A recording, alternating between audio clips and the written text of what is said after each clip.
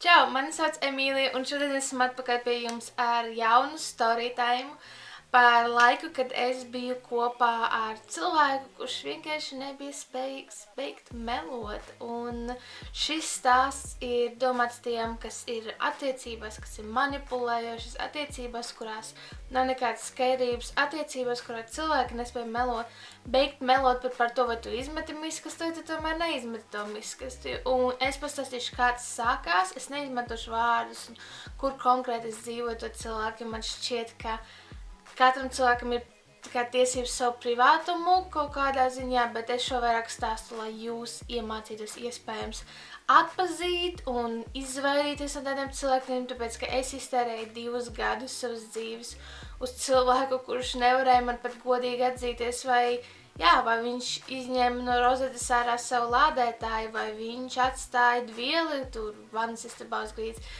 Un tie meli bija par visu, no mazām lietām līdz milzīgām lietām, ka dažkārt likās, ka tas pat paliek bīstami, jo es nekad nevaru zināt, kas notiks rītdien, un vai es vispār jebkādā veidā varu uzticēties šim cilvēkam. Un tāpēc sākšu šo stāstu, neaizmirstiet piesakot, noliekot šo video, un ja jums ir līdzīgs stāsts, vai jūs varat padalīties ar savu stāstu, kā būt ar tādiem cilvēkiem gan draudzīgais, gan attiecībās, gan skolas vidē, tad droši rakstiet lejā. Un sāksim šo video. Šis stāsts sākās aptuveni. Es teiktu, kad es sāku mācīties juridiskajā fakultātē, tas arī sākās, un es sāku mācīties juridiskajā fakultātē diezgan labu laiku atpakaļ. Es pieļauju, ka kaut kur 4-5 gadus atpakaļ. Un mēs iepazināmies Tinderī. Jā, tas Tinderis, kurā visi iepazīstalās, visi mūsdienās. Mēs iepazināmies Tinderī, un mēs čatojām kādu laiku. Man likās, ka viņam ir ļoti simpātiskas bildes. Un mēs aizgājām pastaigāties par Rīgu, kā rezultātā mēs sadraudzējāmies vēl vairāk. Izrādījās, ka viņš mācās tajā pašā universitātē, kur es. Ne tajā pašā fakultātē, bet vienkārši arī mācās, un viņš bija diezgan bišķiņ vecāks par mani, un vienkārši zināt, viņš stāstīja par to, kā ir mācīties, kā būt studentam, visas tādas lietas, un mums vienkārši ļoti ātri panesās mūsu attiecības. Mēs sākumā bijām vienkārši draugi, mēs pavadījām laiku kopā, mēs tikāmies pēc lekcijām, mēs tikāmies koridorī universitātes, kad viņš gāja savām lekcijām, un viss šķita ok sākumā. Viss šķita ļoti pat labi. Viss šķita pārāk cukuroti un skaisti un romantiski. Tas nenozīmē to, ka ja cilvēks ir compulsive liar, ka viņam viss būs cukurots un tā tālāk. Ir arī cilvēki, kuri vienkārši tādi ir, bet šajā gadījumā viss likās pārāk labi. Un, kad mēs pat runājām par situācijām, dažkārt tie stāsti mainījās, ko viņš man stāstīja. Par ko es īsti nepadomāju neko dižanu tajā laika posmā. Es domāju, varbūt viņš vienkārši neatceras detaļas tik detalizēt, varbūt viņš kaut ko sajauca, varbūt kaut ko tam līdzīgu. Kad es viņam prasīju, viņš teica, es sajaucu, tā kā ir citādāk, tā kā piedod, es vienkārši esmu nogurs un universitātes dzīve un vispārējais. Un man liekas, viss ir fine, tā kā mēs visi esam noguruši un es saprotu to lielo slodzi universitātē. Un pagāja 2-3 mēneši, mēs tikāmies, pavadījām laiku kopā, mēs mācījāmies, pavadījām laiku bibliotekā un mēs izlēmām būt kopā. Mēs sagājām kopā pēc 3-2 mēnešiem, kas ir ļoti ātri. Es zinu, Emīlija nesajā tik ātri cilvēkiem kopā. Es zinu cilvēks, kas sagāja 2. dienā kopā. 2 mēneši, 2-3 mēneši ir jau, es jau cietāmies. Tāds, ka, man īsti nav taisnēm, tā vienkārši mēs sagājām kopā. Mēs sagājām kopā. Un mēs sākām pavadīt laiku daudz vairāk pie viņa dzīvoklī. Viņš dzīvoja vai dzīvo, es nezinu šobrīd, ko viņš dara, bet viņš dzīvoja centrālajā rajonā, un es daudz laiku pavadīju ar viņa dzīvoklī, un pirmais pusgads reāli šķita ļoti labs. Un tāpēc es arī saku, ka bija ļoti grūti saprast, kas tā pa lietu, kuru vienmēr viņš kaut ko sajauc. Es domāju, varbūt viņam vienkārši ir sūdīga atmiņa. Ziniet, ir cilvēki, kuri vienkārši neko fiziski nespēja atcerēties. Un es domāju, varbūt viņš ir no tiem cilvēkiem, tāpēc, ka man personīgi bija jau ZB, ka viņš neko nevar atcerēties. Un kas viņam Es sāku palikt tik pa laikam pie viņa pa nakti, un es viņam tā kā teicu, kāpēc tu teici, ka tu pagatavoji vakariņas, bet nekā nav, vai kāpēc tu teici, ka tu samaksāji rēķinu, ka tu pa viņu piemirsi. Tikai bija daudz mazas tādas lietiņas, kuras man vienkārši lika aizdomāties, kāpēc viņš melo man, un man bija sajūta, ka viņš vienkārši man neciena tajā laika posmā. Ne jau, ka neciena, bet neciena mājas sadzīves lietās, kāpēc nevar vienkārši pateikt, ka nav izkustas mājas, es nopirktu. Un nav bijis tā, ka bija milzīgi meli tajā laikā. Vienkārši te bija daudz mazu petī melu, tā kā bezjēdzīgi mazu stulbu melu. Un es sāku, tā kā es jaunībā personīgi, tā kā savā bērnībā daudz meloju vienkārši par visu pēc kādas bezjēgā saviem draugiem meloju un savai ģimenei. Pilnībā par jebkādu sīkumu, vai tu uzvelki zeķes botās. Es varēju pateikt mierīgi ne, un man nekas nebūtu, bet vienkārši jā, man ir tā kā, es konstanti melēju par sīkām lietām, un es sāku domāt, kad es viņu biju kopā, wow, tā kā tev ir kaut kas līdzīgs kā man, kad man bija 13, 14, 15, 16, un tad es sapratu, ka that ain't fucking it. Un es jau sāku ar viņu runāt, tā kā, hei, vecī, tā kā man šķiet, ka šis nav tas vibes, kuru mums vajag uzturēt. Un jā, jūs tagad komentāri rakstīsiet, Emīlija, tu nepārāk daudz angliski. Jap, sorry, es atvainojos, es mācos pamazām izņemt vārdus vārā no angļu. Bet jums šobrīd nāksies samierināties ar pāris angļu vārdiem, tāpēc, ka tā es runāju ikdienā, un es gribu būt autentiska sev, kāda es esmu, ar jums. Tāpēc, ja jums nepatīk, es esmu pat cilvēku, sors veči, tad laikam nav pa ceļam. Jebkurā gadījumā es sāku ar viņu runāt par šo tēmatu, tāpēc, ka tas jau sāk palikt ļoti apgrūtinoši. Jo, kad tu sāc dzīvot ar kādu, un es sāku ievākties pie viņa pamazām kaut kad pēc 1 gada, es viņam skaidroju, man ir ļoti grūti dzīvot ar kādu, kur man jāvelk ar knaģiem, vai mums ir miskas smēs, vai mums nav. Un viņš sāk iet ārā ar saviem draugiem biežāk, un es nesaliku 2+2. Tie viņš iet ārā, tad ir iespējamības, ir potenciāls, ka varbūt viņš kaut ko tur darīs ar kaut ko tam līdzīgi, kaut ko čītos vai kaut ko tam līdzīgi. Un bija dienas, kad es vēl nezināju, ko viņš naktīs ir, un viņš teica vienu, bet īstenībā bija cits, kaut kas notika, un es zvanu viņa draugiem, viņi teica, ka viņš pat nav ar viņiem īsti, un es biju tajā stadijā dzīves, ka man beidza rūpēt.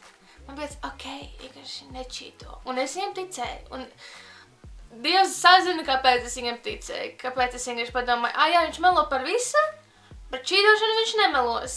Vai ne? Tā kā viņš nespēs man nokrāt. Vai ne? Tā kā viņš ir melis, viņš ir patoloģisks melis, bet viņš nespēs man nokrāpt. Kā es vīlos, viņš bija spējīgs to izdarīt, bet tas ir pilnīgi cits stāsts, bet arī saistīts ar šo, ka es biju tik ļoti pieradusi pie tiem meliem un pie tā, ka, bet Emīlija, problēma ir tevī, tā kā tu kļūdies, tu ne tā saproti, tev parādījās, tu sajauc, jo tur bija tāda ļoti forša specifiska lieta, ko viņš darīja, kas nav forša, es vienkārši saku, ka es tagad par to atdomājoties. Viņš vienmēr teica, nē, tu, Emīlija, sajauci, ko es teicu. Īstenībā es teicu, ka tas ir rozā, nevis melns. Un piemēram viņš teica, man bija rozā džemperis bērnībā, piemēram. Un pēc tam paiet nedēļa, un es viņam saku, paskaties, šajā bildē tev ir acīmredzami melns džemperis. Un viņš saka, nē, es teicu, ka man ir melns džemperis. Īstenībā tu sajauci. Es teicu, ka melns, es nekad neteicu rozā. Un tā bija aptuveni par visu. Kaut vai par miskas maisu, un es zinu, kas ieciklās, viņš man parādīt par kādiem niekiem viņš pat meloja. Un viss beidzās ar to, ka mēs sākam attālināties kaut kur pēc 1,5 gada. Kaut kad pēc 1,5 gada vienkārši sākās vasara, un es sāku saprast to, ka bija tik daudz strīdu par meliem, ka es vienkārši viņam prasīju, kas ir īstenībā taisnība šajās attiecībās, kas ir meli, kas ir taisnība, par ko man uztraukties, kas notiek šajā pasaulē. Un mēs sākām distancēties, bezmazai netikāmies vairāk, kaut arī mēs dzīvojam vienā dzīvoklī, mēs nepavadījām laiku vispār kopā, tāpēc, ka viņiem bija mācības, dzīvi, draugi, kuriem es nepatiku, un tā tālāk, un es sāku daudz tālāk posmā, es arī sāku savu kanālu, un es vienkārši visu savu laiku tērēju tikai filmējot, un ja jūs atceraties, man bija forši video uz tādu balkoniņa, veranda, tādu stikla fonu. Tas bija tajā laika posmā, kad es tur dzīvoju. Un vienkārši tas kopumā atstāja tādu iekšēju traumu vispār uzticēties cilvēkiem. Tāpēc, ka tev šķita, ka tu pazīsti cilvēku tik ilgi un tik labi. Un tad tu atklāji, ka tā nav taisnība, šī nav taisnība, par mācībām nav taisnība, par izglītību nav taisnība, par veselību nav taisnība, par viņu dzīvi, par viņu ģimeni, par to, vai viņš ir kopā ar mani, vai viņš ir 100 citām meitenēm. Nekas nebija taisnība beigās. Un es vienkārši samierinājos, un es pateicu, man vajag izvilkt vasaru, kāda viņa nebūtu, es tur palikšu, un tad es izvācos laukā. Es viņam pateicu, sorry, ja tu nemainīsies pa mēnesi, es dodos prom, un viņš arī mani nemēģināja apstādināt. Viņš vienkārši pateica, ok. Viņš vienkārši pēc 2 gadu kopdzīves pateica, ok. Un, godīgi sakot, dažkārt es atceros to, es kad domāju, kas tiešām mums ir bijis, es nevaru atcerēties, kas tiešām bija īsts un kas nebija īsts. Tāpēc, ka, kad tu esi kopā ar patoloģisku meli, viss ir fantāzija, viss ir izdomājums, viss ir kaut kas kaut kur un tie pašā laikā nekur. Un es gribu, lai jūs saprotat to, ka ja kāds jums melo konstanti, tad ejiet prom, nedariet kļūdas, ko es pieļauju, kas paliku, un es domāju, varbūt tā ir tiešām problēma manī, tāpēc, ka viņi vienmēr mēģinās ielikt, ka tā ir jūsu kļūda, ka jūs sajaucat, jūs neko nesaprotat, un jūsu smadzenes nešķirī pasauli. Kaut arī īstenībā viņi melo, un viņi vienmēr mēģinās situāciju pielabināt sev. Un, protams, mēs visi cilvēki esam savā ziņā vairāk vai mazāk manipulātori, vairāk vai mazāk melojam, bet ja tas ir tādā līmenī, ka jūs dzīvojat ar kādu, vai vispār esat kopā, esat draudzībā, un jums vairs nav ne jausmas, kas pie vēl notiek, un viss skan shady un neloģiski, un ir tik daudz variantu visam, ka jums tāds kas pie vēl te notiek, tad ejiet prom, savāciet savas pakeles, pasakiet tā, un ar revoir, merci beaucoup, cherchez la femme, un ejiet prom savā virzienā. Un vienīgā labā lieta, kas ir par tiem 2 gadiem, ir, ka es sāku savu YouTube kanālu, so hei, urā! Bet tas vienkārši tāds laika posms, kur es atskatos un es nesaprotu, kas bija patiesība, vai viņš tiešām mani mīlēja, vai viņš man ienīda, vai es viņam patiku, vai es tomēr viņam nepatiku, kāpēc viņš ir citām ņēmās, kāpēc viņš vai viņš tiešām bija, kad viņš bija mācīties, vai tiešām tik daudz jautājumu, uz kuriem es nezinu atbildes, un es diez vai viņas gribu zināt. Bet, jebkurā gadījumā, es ceru, ka šis storytimes jums kaut cik noderēja. Es zinu, ka šī tēma ir ļoti tāda slippery slope, tā kā patoloģiski meļi ir kaut kas es biju jaunībā. Bet ne jau tāpēc, ka man vajadzēja kaut ko, bet vienkārši es gribēju būt stilīgi, un tāpēc es meloju daudz. Un es vienkārši jūtu to savā krūškurvī, ka kaut kas ir ļoti man atgādina kaut ko. Es nesaprotu, ko. Ja tas notika. Un tā ir arī manipulācijas veids, un emocionāla vārdarbības veids arī, ja tā godīgi. Tāpēc lūdzu sargājiet sevi un nedariet muļķības un nemelojiet arī citiem cilvēkiem. Tas arī attiecas uz tiem, kas šobrīd ir attiecībās un jebkāda veida attiecībās un melo savam partnerim. Esiet godīgi, esiet atklāti. Nav jēgas būt attiecībās, ja jūs neesat atklāti un neesat jūs. Tas nekad nenovedīs līdz laimīgām beigām. Viens no jums būs ar salauztas sirdi beigās, vai tas ir draudzības, vai tas ir attiecības, vai tā ir ģimene. Jūs vienkārši esiet pāri vairāk, nekā jūs domājat, ka jūs saglābsiet. Redz, ka daudziem cilvēkiem ir tendence melot, lai kaut ko saglābtu, bet nekad tas nenāks par labu.